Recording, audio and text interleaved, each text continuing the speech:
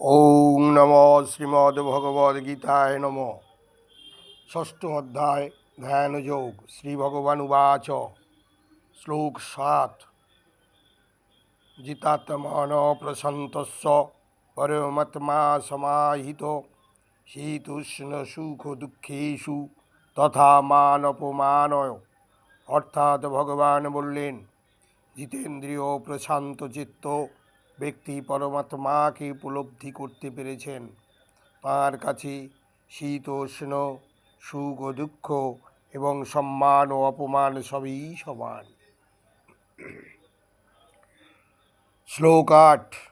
জ্ঞান বিজ্ঞান তৃপ্ত আত্মা কূটস্থ বিজিতেন্দ্রিয় যুক্ত ইতি উচ্যতে যোগী সমলোষ্ট অস্ম কাঞ্চন।